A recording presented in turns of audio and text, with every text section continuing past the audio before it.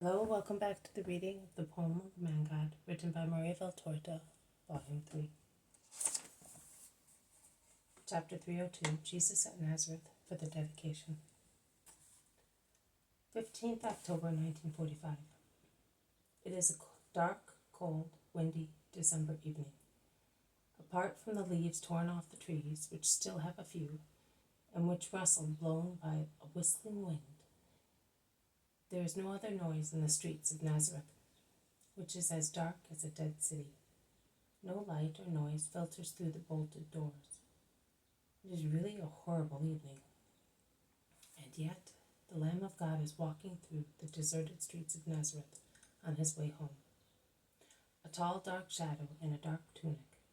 He almost vanishes in the dark, starless night, and his step is just a rustling noise when he treads on a heap of dry leaves, which the wind has laid on the ground, after whirling them around, and is ready to pick up again and blow elsewhere. He arrives near the house of Mary Clopas. He stands for a moment undecided as to whether he should enter the garden and knock at the kitchen door or proceed. He proceeds without stopping. He is now in the little street where is his house. One can already see the tormented olive trees swaying on the hillock, outside which the house is placed, against which the house is placed. Dark shadows swaying against the black sky. He quickens his step and arrives at the door. He listens carefully. It is so easy to hear what is happening in that little house. If one presses against the doorpost, there are only a few inches of wood between the outside listener and the speaker within. And yet, no voice is heard. "It is late," he says with a sigh. "I will wait until dawn before knocking." But when he is about to go away, he hears the rhythmical noise of the loom. He smiles and says, "She is up and she is weaving. It is certainly she. That is mother's rhythm." I cannot see his face, but I am sure that he is smiling because I can perceive a smile in his voice, which was previously sad and now is cheerful. He knocks. The noise stops for a moment. Then there is the sound of a chair being pushed back, and finally the silvery voice asks, "Who is it?" "It is I, mother." "Son!" A loving cry of joy, even if uttered in a low voice. The noise of the bolt being withdrawn is heard, and the door opens, letting out a golden flash into the dark night. Mary falls into Jesus' arms on the doorstep, as if he could no longer wait to receive her, and she to throw herself onto his heart. "Son, my son." Kisses and the sweet words, "Mother, son." They go in and the door is closed silently. Mary explains in a low voice, "They are all sleeping. I was awake.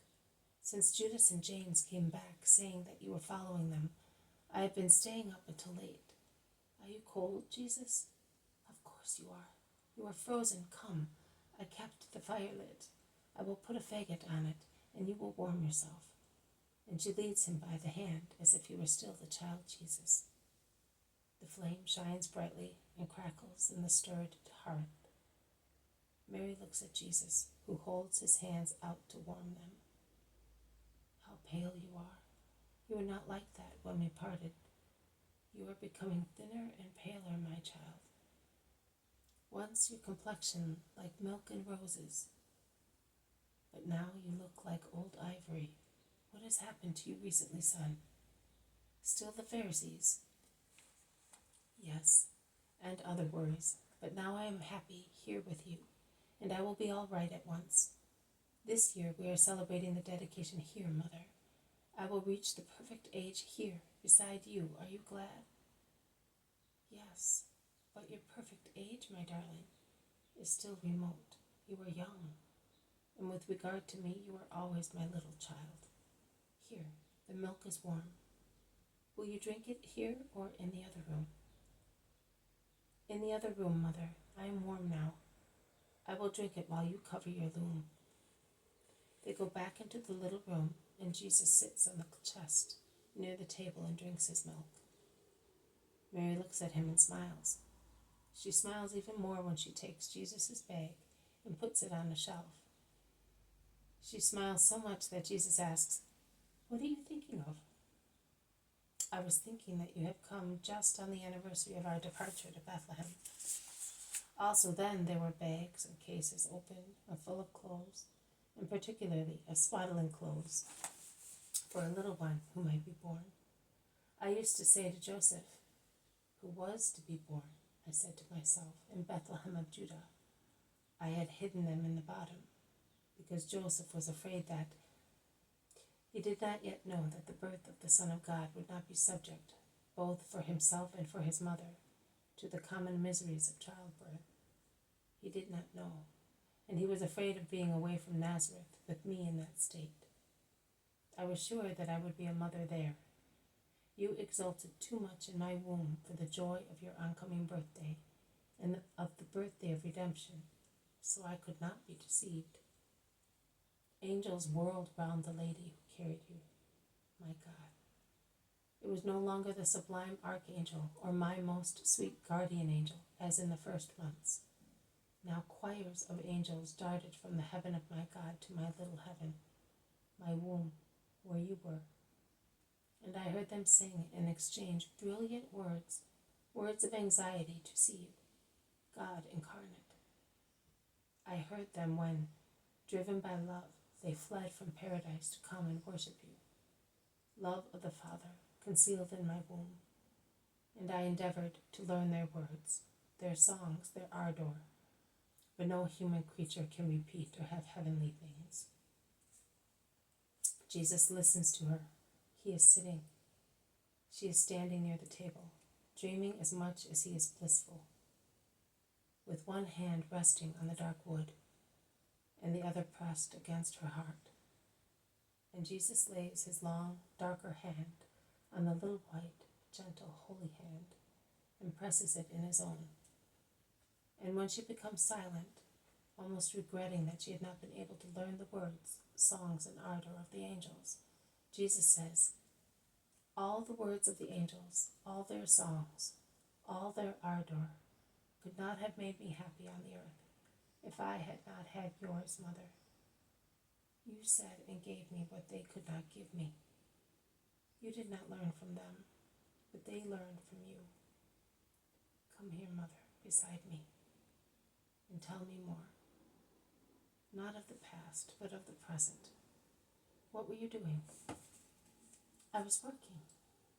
"I know, but at what? I am certain that you were overworking yourself for me. Let me see." Mary becomes redder than the cloth on the loom as Jesus gets up to look at it. "Purple? Who gave it to you?" "Judas of Cario. I think that he got the fisherman of Sidon to give it to him. He wants me to make a king's robe for you. Of course I will make the robe for you, but you do not need purple to be king." "Judas is more stubborn than a mule," is the only comment on the purple gift. He then asks his mother, "And can you make a full robe with what he gave you?" "Oh, no, son. It can be used as a border of a tunic and mantle, but not more than that." "Very well. I understand why you are weaving it in low strips." "Well, Mother, I like the idea. Keep those strips aside for me, and one day I will tell you to use them for a beautiful tunic. But there is plenty time. Do not tire yourself. I work when I am at Nazareth." "That is true. And what have the others done during this time?" "They have improved their knowledge." "That is, you have improved their knowledge. What do you think of them?" "Oh, they are very good. If I, except you, I never had more diligent and kind pupils. I have also endeavored to make John a little stronger. He's very ill. He will not live long." "I know. But it is a good thing for him. In any case, he wishes that himself. He spontaneously understood the value of suffering and of death." "And what about Syntyche?" "It is a pity to have to send her away. She is worth 100 disciples because of her holiness and her capacity for understanding the supernatural. I realize that, but I must do it. What you do, son, is always well done. And the boy? He is learning too, but he is very sad these days. He remembers the misfortune of a year ago. Oh, there is not much mirth here. John and Syntyche sigh, thinking of their departure from here. The boy weeps, thinking of his dead mother. And what about you? You know, son, there is no sunshine when you are away. There would not be even if the world did love you, but at least there would be a serene sky. Instead, there is weeping. Poor mother. Have they asked you questions about John and Syntyche? And who would ask me? Mary of Alphaeus knows and is silent. Alphaeus of Sarah has already seen John and is not curious. He calls him the disciple. And the others? With the exception of Mary and Alphaeus, no one comes to see me. Only a woman occasionally for some work or advice. But the men of Nazareth no longer cross my threshold. Not even Joseph and Simon? No. Simon sends me oil, flour, olives, firewood, eggs, as if he wanted to be forgiven for not understanding you. And he wanted to speak through gifts. But he gives them to Mary, his mother, and he does not come here. In any case, if anyone came, they would only see me, because Syntyche and John withdraw if someone knocks. A very sad life. Yes, and the boy suffers very much. So much so that Mary of Alphaeus now takes him with her when she does my shopping. But now we shall no longer be sad, my Jesus, because you are here. I am here. Now let us go to bed. Bless me, Mother, as you used to do when I was a little boy.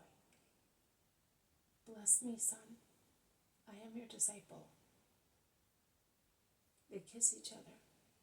They light another little lamp and go out to go and rest.